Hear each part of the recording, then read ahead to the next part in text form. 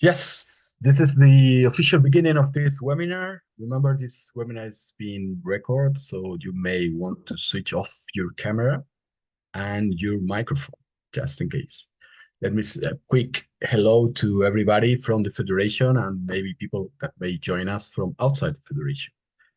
Um, as you probably know, this is a series of webinars we're running because we consider the Federation of Experiment in Living as a community of practitioners. We want to build a space in which we can talk about best practices, ask ourselves questions, and find answers. And in this sense, the webinars we are running this year have always to do with impact, how to measure impact, sustainability, and that kind of things. And in this occasion, we have Patricia Polvora. I think many of you know her. She was a former director of the Federation, and now she's running an agency working precisely with this kind of topics. Please, Patricia, introduce yourself for a minute, and then we go directly to the matter, to the core of the matter. Okay, we have just 1 hour. Okay. Yes, I know that's like nothing, but we're gonna try. We're gonna do the best with this subject. It's a subject that has a lot of I don't know what it's called, but it's like branches. So let's see what we can do within this hour to build some curiosity around it and make sure that we can dig deeper into it. So I'm going to try to introduce myself in. Let's see if I can do that in one slide. I will share my whole screen here. I actually have a presentation. So let's see if this one works. You let me know if you can see it, so I know that I'm not talking like out in the everything all right. Perfect. Everything all right. Good. So this is the company I'm running, the Social Consulting Agency, and it's an agency that is we try to reinforce the work of measuring impact, especially in Spanish-speaking countries in Spain and South America. It's kind of a new company because it only existed for 2 years or 2 years something. And it's new in the sense that what I will be talking about today, even if it sounds like, well, this is bread and butter for everybody, is not really the case in the country where I live. So what we try to do here is to spread the word around the impact measurement with a specific methodology that is called SROI, Social Return on Investment. It comes from this Social Value International organization. They are the governors of this methodology, very well much used in UK, in I would say New Zealand, Australia, US, some in France, but not so much here in Spain. So I onboarded the idea that I would try to spread the word around this in Spain, and it has been 2 tough years and many doors slammed because this, as you will see, it's a methodology that maybe doesn't fit in all moments, in all decision making. It's a little bit tough to dig deep into this methodology because it's really touching on what people feel, think, change, and we might not be so used to that in this culture. So it has been tough, but it has been enriching because I have been able to work with some organizations that have embraced this way of thinking, and I can see the cute progress in those organizations, which is always generating this smile on my face. So more to that is that I will mention one of the projects we have within the agency that's called Women for Change. I think I will take some examples from that. What we do is that we we support women, very strong women, but have unfortunately don't have the possibility to enter university for whatever reasons that could be. And what we do is that we onboard them into the company for a full year. They get full salary. And during that full year, they are studying half year and they are working half year. So half time of their lives they are studying at university, or they're paying their own university studies with the salary they get from the work. And at the same time, they are accrediting level 1 in this methodology. So when they finish this year, they have a level 1 certificate, which means that they can work with impact measurement as juniors all around the Spanish world. Well, actually, all around the world, but we try to focus them to the Spanish market, where we want to make an impact. So within this social consulting agency, we're trying to improve lives. And now you probably start to think, well, how is she measuring this then? This is the outcome. This is the change we try to generate. And we try to do it with this project, but also the way we work as a company. So I'm going to try to get some examples from how we do it ourselves, and also from how this is done around the world and in other projects. Therefore, I will focus on why measure. I will try to dig into this so-called impact world. It's a word that is very much used. Let me see if we can turn off the microphone. I think it's Pandora maybe talking.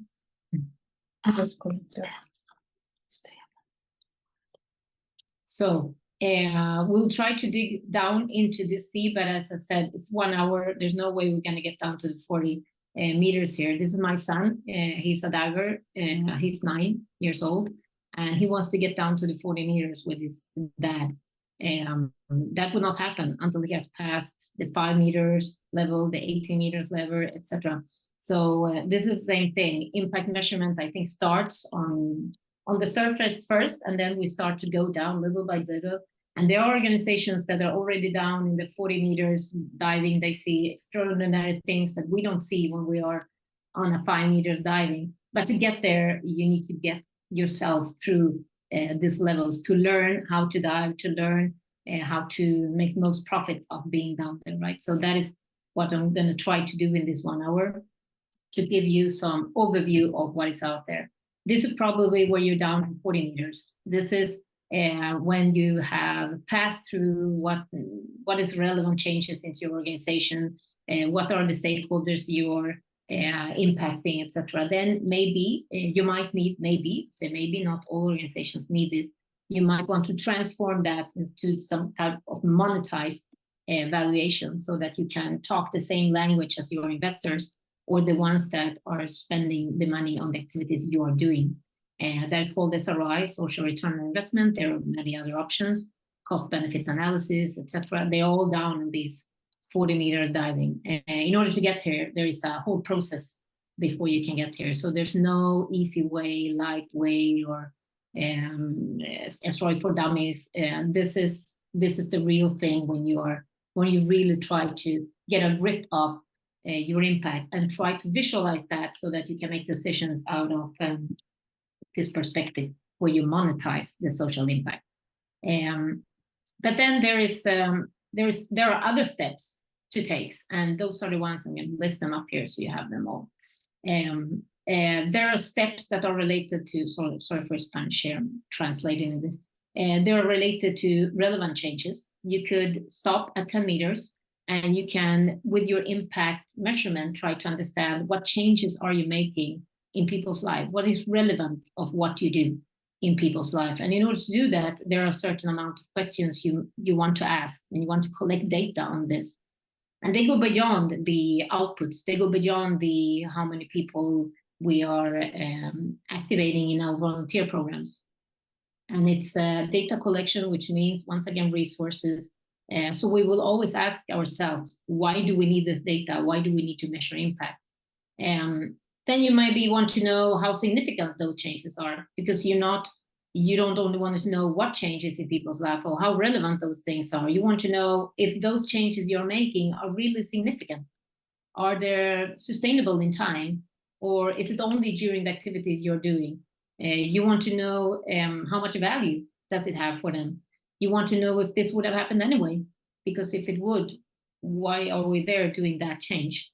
So that is called significant changes, and that's another step in the impact measuring and managing work. And if you have found out that, when you know that, you feel you're satisfied with that information, but you still need that extra step in order to convince maybe your investors on how significant changes you are doing, which are relevant to people in the life, that's when you dig down into the maybe 40 meters or maybe even more. And in SROI, this methodology we're working with, we don't talk about impact until we're down here. The steps before, we talk about that we make changes that are relevant in people's life or that are significant in people's life, but we wouldn't talk about impact measuring impact until we're really trying to figure out what is not ours. And I'm going to dig more into that perspective, how we do that. How do we find out what is not mine? Of all the changes we're making, what is actually due to somebody else and not only me? Once you've done that, you can do what we call SROI, social return on investment, and understand all these investments we're doing, what return socially do we get out of that, which is mine. And in SROI, that's when we start to talk about my impact is this and that. So let's try to see if we can get from going from the booze. Are you doing booze? Are you counting booze in your organization? Or are you counting how much fear you generate?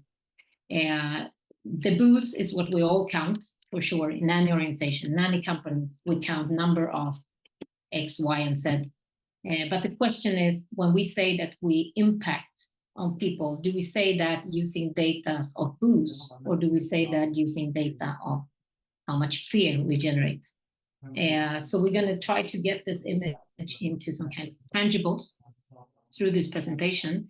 And I want you to think, if the boost or the fear you're generating in your organization, if that is well-being, is that what we can relate to well-being? Because measuring impact is about well-being. So do you measure well-being, or do you measure the boost? And if you measure the boost, would you be able to evidence if that is really generating well-being? Is giving a job to a person really generating well-being? Are we measuring the number of jobs we're giving, or are we measuring what is happening with that job? That is the question. So there might be people online now or listening to us later on that is actually measuring the fear and the well-being and monetizing that, etc.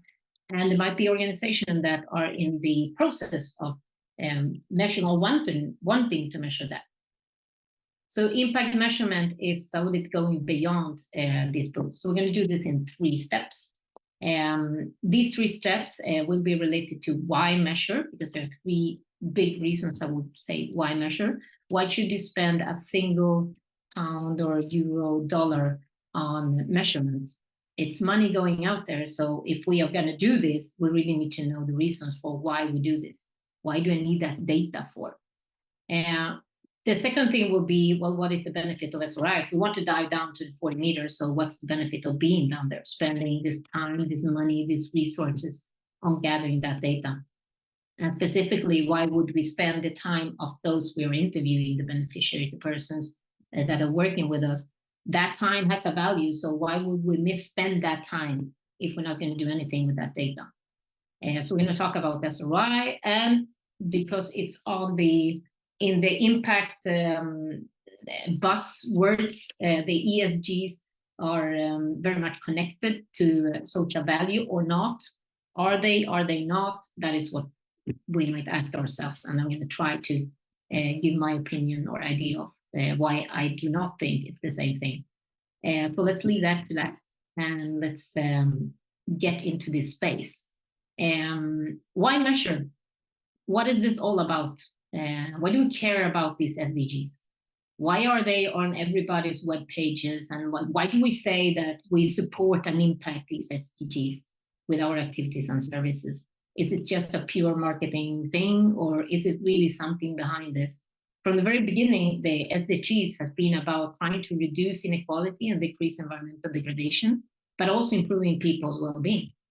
This is written in the standards, in the way, the reasons for why this was created. So the question would be then, if this is all about well-being, why aren't we maybe measuring well-being, or why aren't we succeeding in solving and helping these problems we have in the world? Is it because we're really maybe not actually changing people's life? That could be one of the questions. Wherefore we are not actually making an impact or having an impact? Or is it because we are measuring the wrong things? I don't have the answers. I'm just saying that these could be 2 reasons for why we should start to think about measuring and valuing well-being. What got us there doesn't get us where we have to be. We have very little time to do this. And therefore, there are people out there stating that if we measure things, we will make decisions, and based on that data, of course. And if we measure the wrong things, we might make decisions that actually generate not the well-being that we want to generate, or we think that we are generating this well-being, but we're actually not.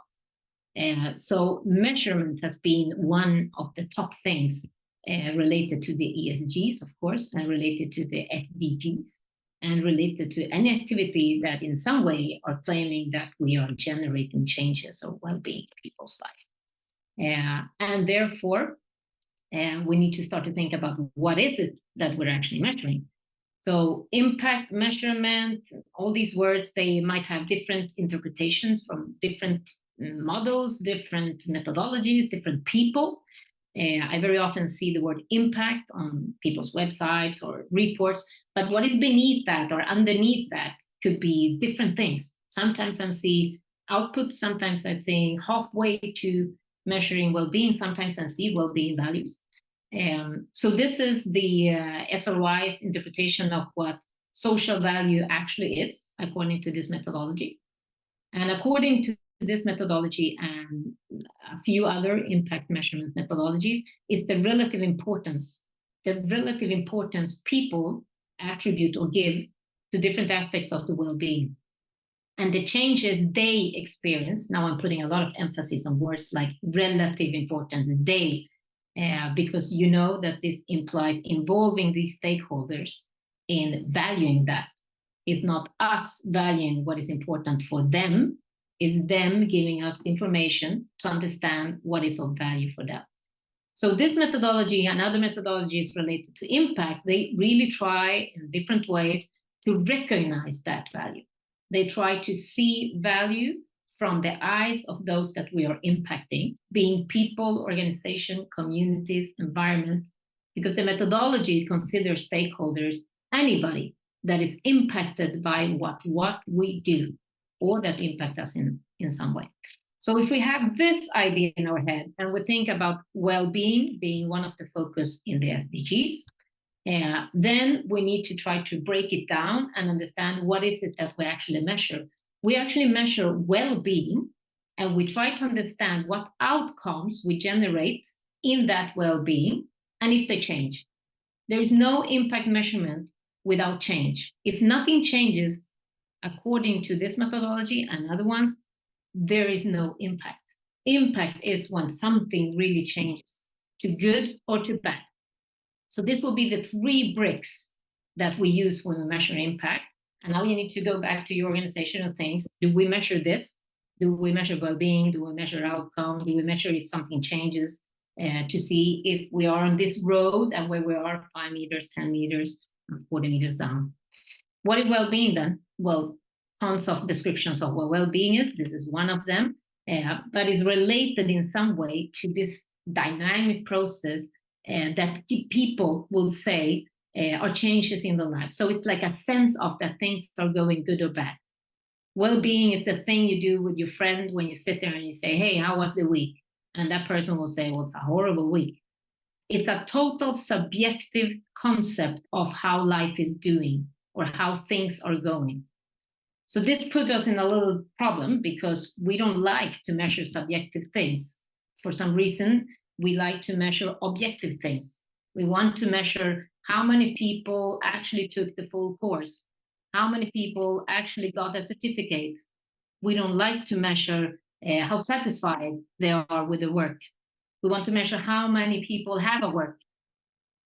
So it puts us in this position where we need to accept that we're going to measure something that is total subjective. We're going to listen in to people's concept of what well-being is. And when we say things like this, that we say that we are boosting their emotional well-being, we are making them feel more connected with a purpose and things like that, but we do say in our communication, the first question we should ask ourselves is, how do we evidence that? How do we prove that? How can we say that we are boosting their emotional well-being if we don't have data behind it? So if we have data, then that is the step into measuring impact. If we don't have it, we probably need to think, what is the data we have?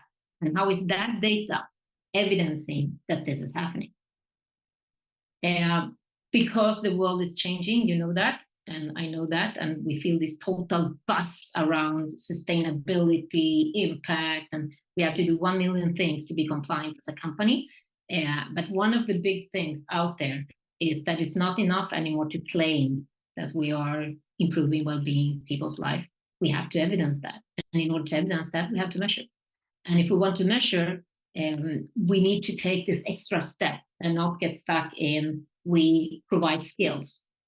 So what is people doing with that skills? What is changing in their life now that they have these skills? Or how does their community change because they now have their skills? So it's a little bit going like this extra step and trying to figure out those things that I always say, like get stuck in the person, that we leave a mark in that person. What is happening with that thing that they get there?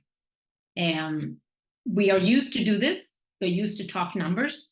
And now we need to start to talk numbers, but with a story behind.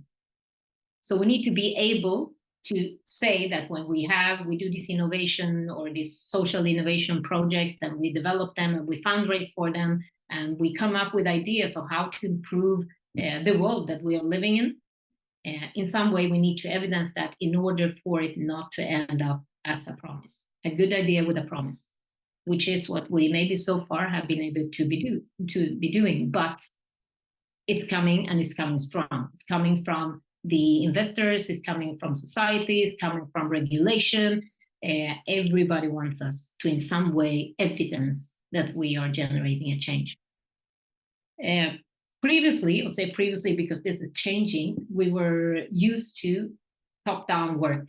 We used to say, this is what is good for them. So we're going to go out there and we're going to deliver this activity, whatever it is, within my expertise area. And this is the best thing for you. So now you're going to be safer, you're going to be happier, you're going to be a lot of different things. What has changed now, or what is coming with these impact measurement methodologies is the bottom up. Is I don't know what is of value for you. So I'm going to listen into you. And here I need to make an emphasis on, it's not stakeholder decided. Is not they decide, is their input is there on your decision table. We bring in what is of value for them. We don't ask them, do you feel empowered? We ask them what changed, and maybe they feel empowered. So that's the difference. In going out with my objectives, I want you to feel this, I want you to do this, and to listen in and see what really changed. Because what comes up from bottom up might be super valuable in your decision making, will even change your decision making. So this is what we do in impact measurement. We try to go out there and listen in, and we don't take for granted that people are beneficiaries. They are beneficiaries if they feel benefited, because maybe I see a boat and you see land. So in order to get these two images in place, in order not to judge before we really know the answer, we need to make sure that they are there with their voice on the decision table. And who are they? Well, the people that are impacted by your decisions. I have in my board the environment. Environment is sitting in a chair in my board. And every time I make a decision, the environment is speaking. Of course, not the environment itself. It's somebody that I've assigned the voice to speak for the environment. What does it mean for me to build a new office in Madrid? What does that mean for the environment? He has a voice, or she has a voice, or it. In order for me, when I make decision, to have that voice on that table. And it's nothing different from the financials accountability. You do this already. You take in all the data you need in order to make decisions, your financial decisions on how you can optimize the financial profit of the organizations. This is nothing strange for us because it has been there for 200 years. We do accountability that is there to be transparent, to make decisions, to communicate to the stakeholders. So why don't we do this for our most precious value, which is the social value you actually generate? Why don't we have an accounting structure for it? Why don't we even report on it? And that is the question that these methodologies are trying to push forward. Because if we would, maybe the decisions wouldn't be the same. If we had this data on the table, maybe we will make other decisions. We don't know that as we don't have it. But if we had, then it would be part of our decision making. So impact measurement is to add on to decisions that are already made. Is a country rich because we're generating in terms of economic profit per citizen? Or is a country rich because we do that and we also know how people are feeling in that country? Because it's not enough with just knowing the financial, the economic part of a country. That doesn't say anything. Well, it says that we are rich in terms of our financial profit, but how do people feel by being pressed through this type of jobs, low salaries, etc., etc.? So if we combine these things, we might make decisions that have more values because they have the voices of them. We can combine the data, and then we can make decisions that improve people's life in a different way. So there are different types of value: financial, environmental, and social value. And what we want to do with this methodology is adding on this green part into the other values that already exist there. We don't question them. We don't think they're wrong. We just want to add this value so that it's a richer decision with more information. And yes, there are ways of quantifying these social subjective values. There is enough statistics in some countries, there is enough information, investigation, etc., in order to find values that we could use to visualize if this is worth a lot or this is worth little. We don't have this in Spain, but in UK they do have it.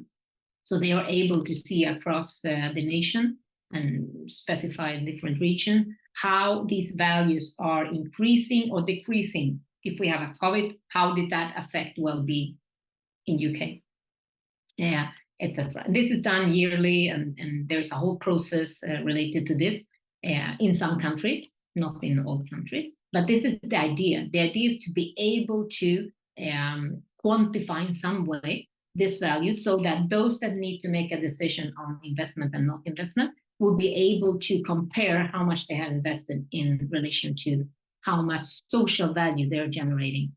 And this is not how much cost we have saved to society. This is how much social value we have generated, which means that we have to involve the stakeholder to tell us if something is worth a lot for them or if things are not worth a lot for them. 2 o'clock. So this is just an example. I've taken it from a colleague of mine because I like this example. If you need to solve this problem, this man is standing out there.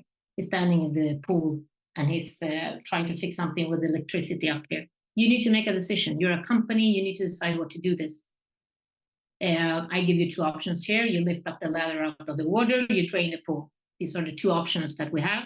Both of them will have costs, right? They will have financial costs. But the question is here, do they only have financial costs, or could we also bring in well-being to see if that information maybe adds on in our decision-making, maybe even change our decision? So my colleague's example here would be, if you lift up the ladder, there's certain costs related. So you would definitely go for the one that is cheapest. That's how we measure financial values. We go for like cheapest. Why? Because our margin will be bigger, right? We will have more margin. So if this was a company, we will go for the cheapest one, period. That's how we will make a decision. And that's how we make decisions very often in our social world as well. We go for pricing, costing, etc. But what if we would decide to add on some social value to it? What if we would ask ourselves, so how does it impact if we take option A or if we take option B?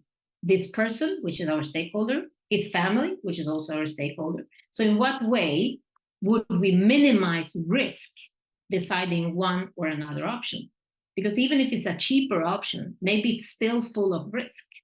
So that risk has a value, right? The same thing that they do when they do this assurance and this kind of risk thinking. There is a risk that this person might not have a positive life if it falls into the water, or other options that could happen if you take option 1. So maybe it's cheaper to choose option 2, because even if it's more expensive financially, we are reducing the risk of ill-being. We are improving the possibilities that we keep well-being. So sometimes when you have these decisions on the table and you have these 2 options, you might make different decisions than if you just add one type of data. And if we take this example into our outputs, if we just counting how many people we are managing to get into an external intercultural exchange, or how many people passed our preparation course, or these kind of output data, there might be a risk that we don't know really how it impacts the well-being of these persons, and therefore these impacts might happen anyway. And what if we then multiply this and we repeat this activity over and over again in different places, and we are just multiplying the well-being, maybe negative even, without knowing it, because we are just measuring the money and the outputs, and we are getting stuck there in these measurements. So we're missing out on the actual input. We are also missing out on all the good things that we don't know about, that we could optimize and make better. So why we measure? We measure in order to make better decisions. That's the reason for why we measure. So if we feel that we're missing data because we don't really capture the impact that we are generating, then these type of methodologies could help in that process, asking the right questions in order to capture that data on a 5 meters depth, or on a 10, or a 20, or a 40. But it's trying to capture that data. So improving people's well-being is trying to understand what is well-being for them, and in what way we are generating value in their life. So social value is about understanding what is relatively important in their lives in order for us to optimize that or reduce if we see that we are causing not well-being, ill-being. How can we use this data? Reports, you're already doing this. It's just another KPI that we could add to this report. We can talk about what are the stakeholders that we're impacting the most. How do you impact the families, those that are staying at home? What is good in their life, and what is not so good in their life? Because if we know that, we can make changes into our projects so that we are reducing those things that are negative to other stakeholders. We could give recommendations that are based on the value that we are providing with our services and our activities. And they will be maybe closer to what is of value for them, instead of taking these decisions from a top-down perspective. And it's not about how satisfied are you with the course. I could be super satisfied. You could be super satisfied with me here, but it doesn't bring you any value at all. There is no change when you leave this room. So satisfaction is about satisfaction. It's about satisfying you with different things. And that is good for processes and developing the whole activity maybe. But it doesn't talk about what is of value for them. So adding on this type of question, what change? What is of value for you? Is this of more value than this? Having that discussion with the stakeholders, being participants, families, community, that is what will bring this type of data to the decision-making table.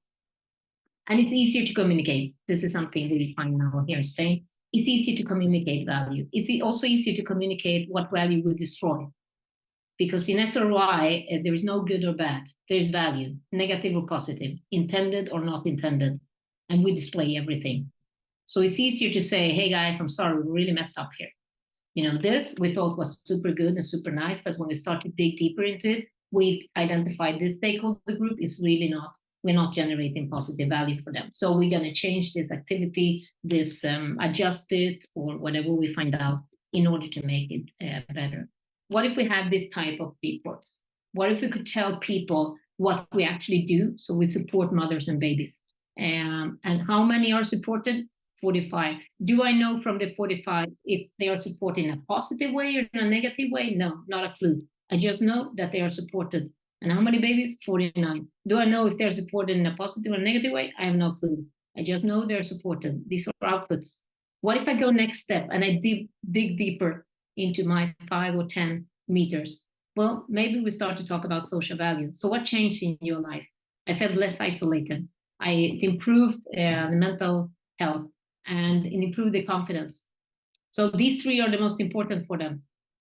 Who am I to say that this is not of value? No, it should be these other things. No, this is what is of value for them. This is information I can use in order to adjust my activity and make sure that what is of value for them is also what I'm able to provide.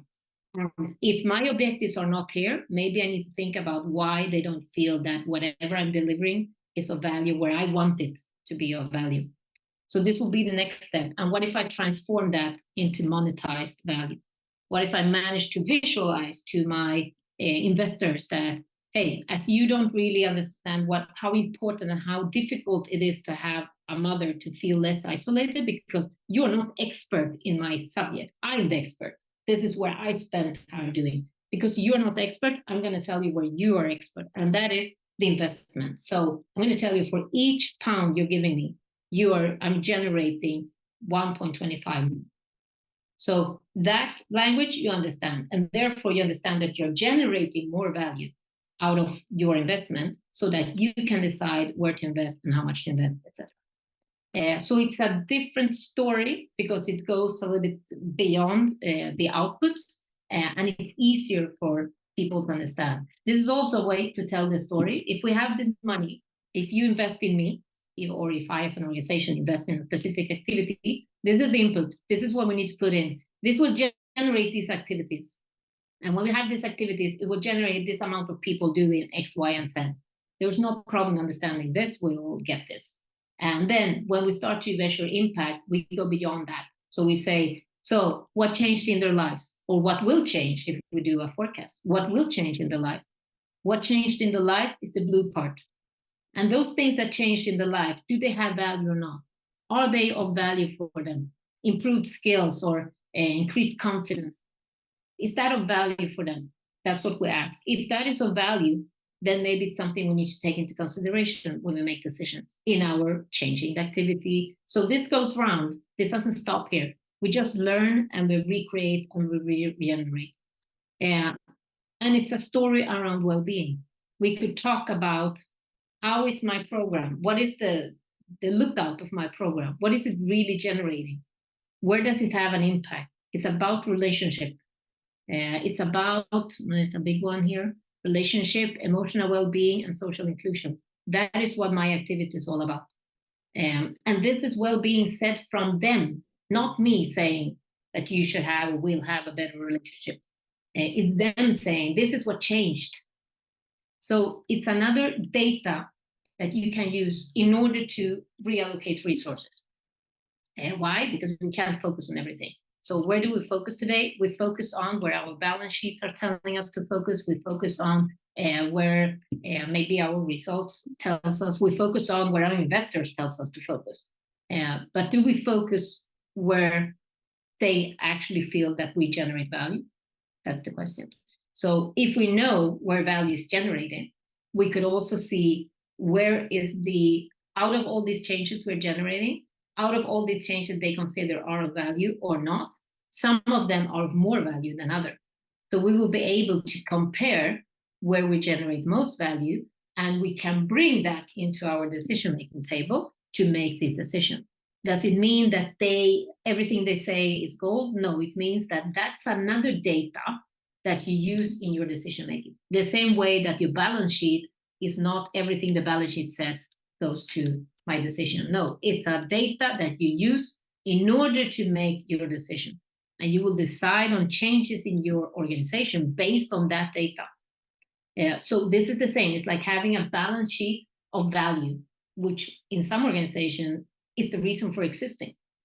So if it's the reason for existing, how come we have 5 people working with financial value and nobody working with what is the most important asset in your company, which is the value you generate? Yes, a question not in the blue, but why don't we measure this? Why don't we put that into our decision making and try to use that data in order to change and focus our activities? For how long do you want that to last? That's another target you could have. For how long do you want the self-esteem to last? For how long do you want this good health to last? For how long? If we know for how long, if that's our target, we could also measure if that is consistent over time. Or is it only during the activity? Do they only feel when they do this volunteer activity? Do they feel that they feel connected with the world and they feel, do you feel that only then? Or do they feel that 1 year after, 2 years after, 3 years after? When does it stop? Because where it stops, that's where your value ends. So what if I'm working with a program about loneliness, and I interview them, and they're like, oh, since I've got into this program, I don't feel lonely, and loneliness is gone, and we generate this fantastic value. The program closes, we are out of their lives, and the next year, back to scratch. So does it make a sense in my objective? Is that what I want? That is what we try to do with impact measurement. We try to figure out what changed, for how long, how deep is that change, so that we can target where we want the change to be. Maybe we're fine with helping you to get a job. Maybe you feel economically satisfied the first year. And then maybe as an organization, I'm fine with you then continuing that journey. I just gave you the first push. If that's fine, perfect. But if you're claiming that you are changing people's life because they have for life a job thanks to you, not sure. That might be true, but then I want to see it year by year. I want to see people that are saying, thanks to you, I have a job, year after year after year. There will be a point in time where people will say, you know what? It's not thanks to you anymore. You were the first push. The job I have now and the satisfaction I have of having that job is because I changed job myself. I have a network now. So when we on our webpage say we empower women, we give people jobs, and all these statements we do, the question is for how long? Or are we just taking all that and saying that's thanks to me? That's what SROI is saying. Maybe we should try to think about for how long this lasts. So it's about trying to understand focus of what you do. And it would be so cool if we could do the same thing as they do in any company marketing department, where they segment things. So they segment things, the products and services, not based on if I think it should be red, blue, or black. They segment it because of what it gives people. So I don't have that picture here, but ING Direct, that bank, they are fantastic on segmenting. My mom, she has the bank, the same bank as I have, but the marketing they're doing to her is not the same as mine. I get these Globetrotter, don't need an office thing. I want everything online. I get this whole thing because I belong to stakeholder groups that I don't want to even talk to the bank. My mom, she gets the opposite. They tell her where the closest office is, and you can come in and we'll help you, and there's no app. And so she's another stakeholder. Same product. We have the same account, but it's segmented. And if they can do that in the business world, in a company world, we should be able to adjust our services, product, activities, maybe based on where we bring most value, or at least that being part of that decision making, so that we don't only design activities, service, or products based on our knowledge top down, but also based on what comes from bottom up. So why would you invest 5 to 10% of your budget into this? And why do I say 5 to 10? Because there are studies saying that companies invest this in impact measurement and management. Well, because it probably is a way of generating this data on the same level as your financial data, because you probably already invest 5 to 10% in managing your financial value in order to have this valuable data for your decision making. In order to be able to know if your decisions are generating value or not generating value. So one way then, the 40 meter down activity would be to do this methodology or others that are trying in some way to change the way that we see the world of value, or the way we are accounting for value in a company. And the only way to do that, well, it's not the only way, but one of the ways to do that is transforming this value into monetary value. Why? Because all the other values are in monetary terms. So financial value, we have in monetary terms. Sometimes we have outputs in monetary terms. We have inputs in monetary terms. So what we say is, what if we try to take this objective data that we have transformed and worked through and transform that into monetary terms, so that we can include it in the decision-making of the companies, organizations. And in that way, we will be able to see if a company takes into account all the values that they're actually generating. It could be financial, environmental, and social. If we do that, then maybe we change the way that the companies are accounting for value. Maybe value is not one thing, money. Maybe value is all these things and what we generate plus and minus in all these accountabilities. There are many, you probably already work with one or several of these ones. There are many of these frameworks that talk about impact, but the SROI one, the last one, is the one that monetizes this. The other ones, they're really good, all of them, but they don't monetize this part. So that's the only reason for why you would go into an SROI framework, if you really want to monetize. When you do that, you can compare year per year your activity 1 year after year, so that you are able to see how you improve these well-being values, or have decreased if you have not well-being values, if you have decreased that not well-being that you actually generate. SROI take for granted that all companies and all people on this planet, the moment we wake up, we generate positive value and negative value. So we are kind of used to see SROIs that have negative values and positive values, all mixed up and all taken into account, and we are super transparent about those that are positive and those that are negative. Do we have to kill all the negative values? No, we just need to be aware of them and decide how we're going to work towards maybe reducing that. Or maybe it could also be that we have to pass that pain in order to get an output that is positive on the other side. You have to feel homesick for some time because it's part of the process. And then when you have finished this activity and you have gone through this experience, maybe you get this positive outcome on the other side. So sometimes it's a negotiation. Are you prepared to accept this negative well-being? Because on the other side, we have this other positive ones. But it's a way of seeing and knowing that it exists. So our theory of change looks something like this. We kind of go from the activity. So what did the activity generate, these outputs, these outcomes, and what is the real impact? Some of the impact is social value related to people, and some of the impact might be related to companies, because companies might change because of this activity. So what value, financial value, do we generate for these companies? And the SROI might take this into account. It might also take into account the value we destroy or generate in environment or in community. So it's not only limiting it to the people, but it starts with people, and then we build up in other possible values that we take into account. So are you counting boosts or are you counting outcomes? The idea in impact is that we go from boosts to outcomes. The boosts are super important. We really need to have a person certified in SROI in order for that person to work as an impact manager in a company.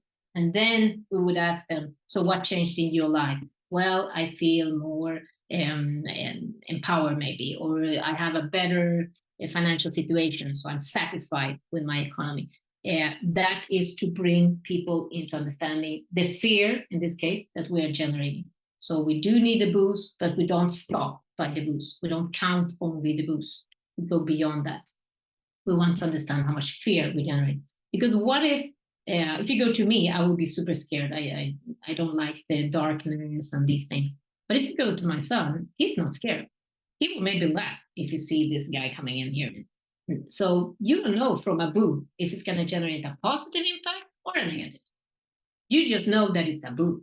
You just know that they have a job. You just know that they have passed this experience, but you don't know what has happened there. The only way to know that is to involve them in that information and to understand how you have changed in their life. And therefore, what we say is a footprint is what did you leave there? I can still remember, I still know all these footprints that were left in me for all the volunteer job I have done in different countries. I remember that teacher that is the one that really managed to get me to work with what I'm working with today. There are a lot of footprints in people's life. And the question is, do you leave footprints? And if you do that, do you measure them? Do you understand what those footprints are? And if you understand them, do you understand which footprints are the most important one? Or do you put them all on the same level? Having friends, getting cultural knowledge, getting an experience with another culture, all these things, are they the same, or is it that having a network is less important in their life than these other ones? How do you know that? Well, you need to ask, and you need to measure that, and you need to quantify that. So having a job in Spain right now is this. We have a huge problem with this. The whole society has a problem with this, because we have a set of salaries that are not in line with what it costs really to live in this country. And there is huge pressure on people and working hours. So if I just count the number of jobs in Spain, which is maybe what the government is doing, we have less people unemployed. What does that mean really in well-being? So that is what we're asking in social value. What social value do we really generate with our outputs? And now we're getting closer to our end time. I'm going to give you my example from the project. Women for Change is a project where the women, young women, they are onboarded into our company, and they are part of our decision making and everything from day one. So if we consider them part of our team, and they young, come from underserved communities. They really want to study at university, they just can't afford it, or they are not supported by the community. So they are onboarded, which means that they get an output after 1 year. They struggle a lot because it's tough to work and study at the same time. They get a degree, they get this level 1 degree. They are accredited when they have passed the exam, and they get a job. So during this 1 year, we give them a job with an NGO, and they actually have projects of their own. So far, so good. The first outcome, when we ask them, so what has changed? They would say, well, I earn money. That's a change. I didn't have money before, so now I have money. Okay. Do I stop there? No. I ask them, so what? So now when you have money, what is different? Well, it actually increased my self-esteem, because before I didn't have it, so I was dependent on other people in my family. And it's a lot of violence in these families. There's a lot of role playing in the family. And this person is very often on the lowest level of this role structure. So now I feel I have self-esteem. So what did that give you? Because just having self-esteem, what else? You have self-esteem, but doesn't change anything more in yourself, right? So does it change anything more?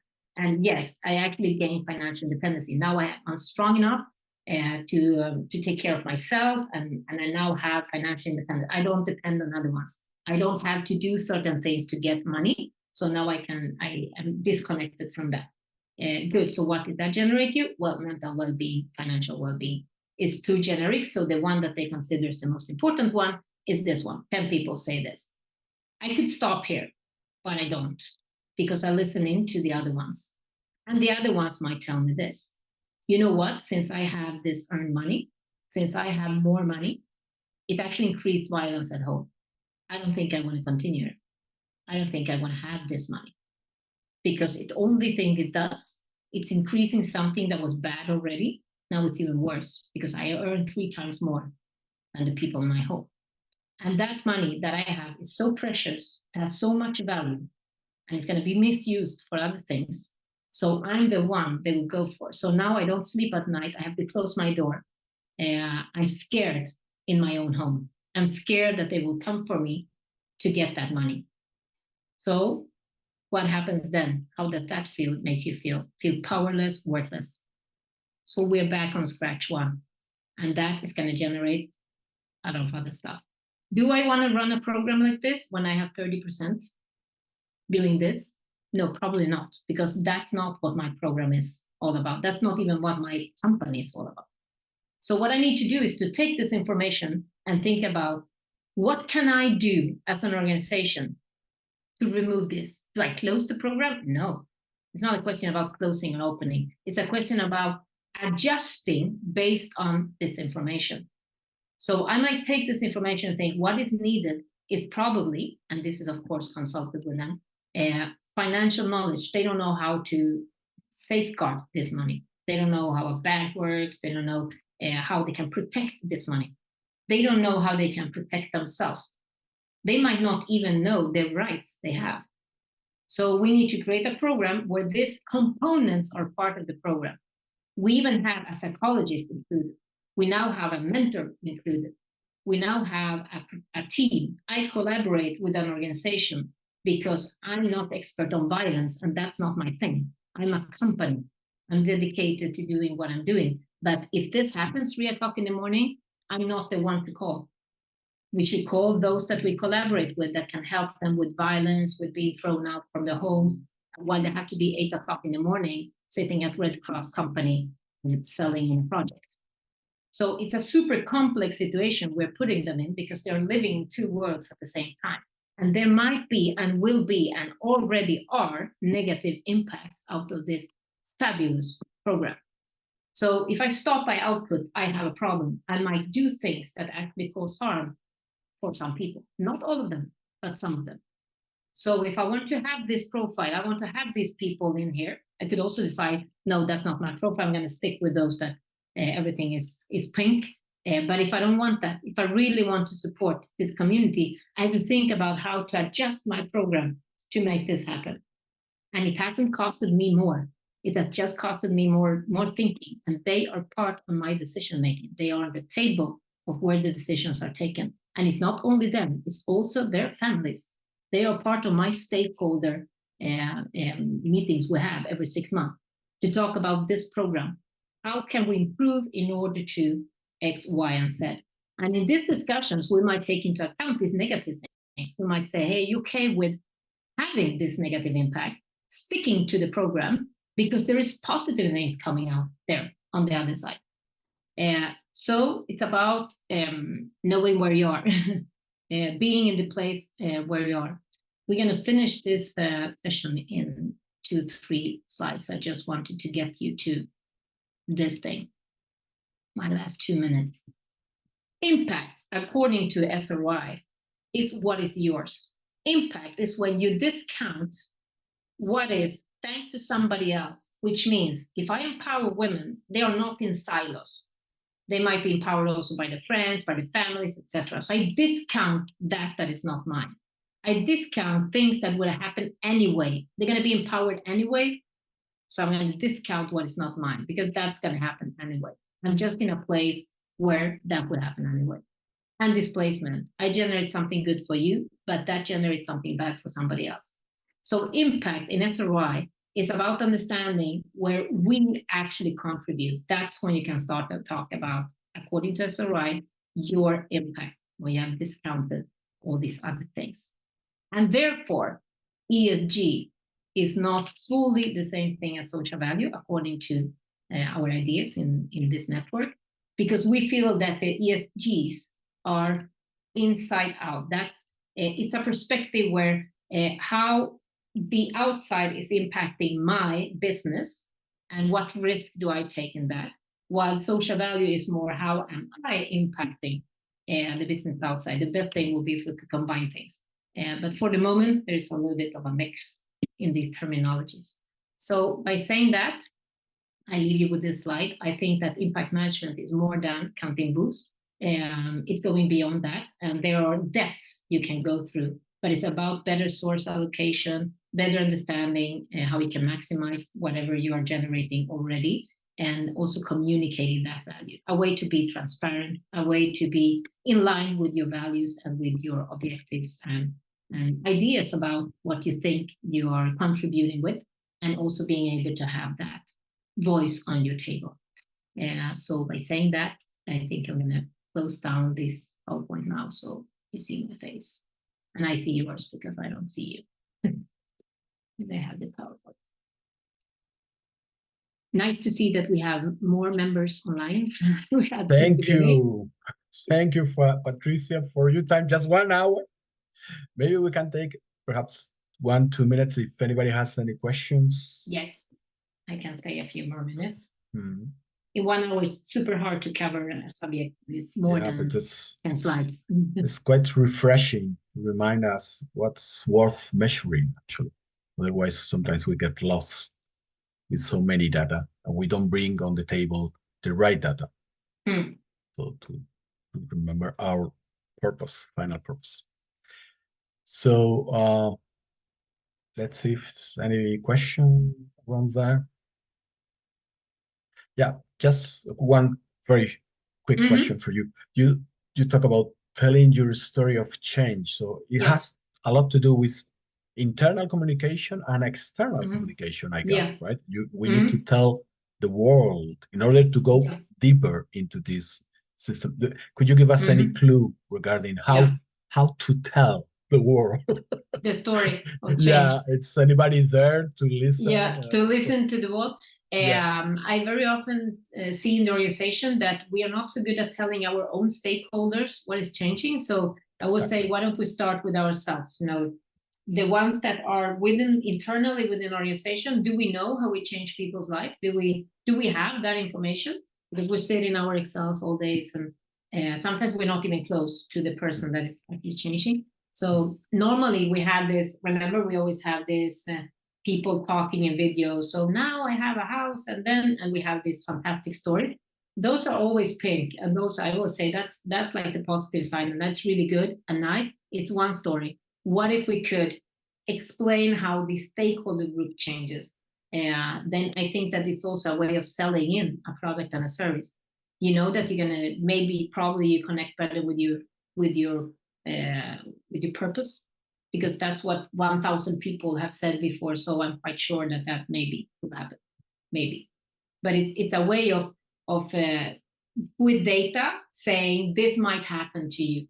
Are you willing to buy into these outcomes instead of buy into the number of volunteers hours you're going to do? Is buy into these changes that maybe happen in your life because they have happened to thousands of people. So I think that's a way of communicating that it's maybe more tangible. It's the same thing that companies are doing. You will like this chocolate because there are thousands of people that liked it before. So even if you haven't tested it yet. So I think that is start with small, and then we go out, and in the end, there are investors out there that are more interested in outcome budgets than in output budgets. And they are coming strong into our third sector world. That's amazing, very refreshing. Imagine the Federation has been working for almost 90 years. So we could measure all the impact and communicate that impact that would be fantastic. and put together all the impact from different members. Yes. So in community, in people, internally. And now we could look back and talk to people to recover that data and to refresh ourselves. Patricia, thank you so much. This is just a very small webinar. We keep on working in this community of practitioners. So maybe we can count on you. There's a very quick question from Anna Klein. And there's all of a sudden there are questions. Give us just a few more minutes. Like applauding. But I'm happy to share out loud my applause. Thank you so much for the input. I think it's very valuable because especially I work in the sector of volunteering, and we often say we're like the government-sponsored volunteering already invests a lot of money in gathering data for evaluation. But my criticism as somebody who comes from the Global South, from Brazil originally, is that usually the person with more power or paying for the data collection is also wanting a certain result to come out. And my criticism has always been that we're evaluating for our German volunteers what the outcome is. And especially the one point that you said, how much do I have to subtract from that impact when it goes wrong on the community that they've been to? And is it also as beneficial there? Should I measure the impact as positive when it's a win-win situation, when the other side is also having a positive impact? Exactly. And there is also a very kind of woke mainstream saying, trying to identify, oh, you cannot do this, it's cultural appropriation, oh, you cannot do that. But if you actually ask the communities, they have another perspective of it. And I think, this respect for the different perspectives of all stakeholders when measuring it came very well across your presentation. So thank you very much for that. Thank you. Thank you, Anna. I don't know if it's anybody else feeling like saying something. Otherwise, this is it. Thank you, Patricia. Great. Thank you, everybody. We keep on working in this community of practitioners with the Federation, and I hope to see you soon again. Yes. Maybe going in another deeper into this proposal. Okay. Okay. Thank you, everybody. See you soon.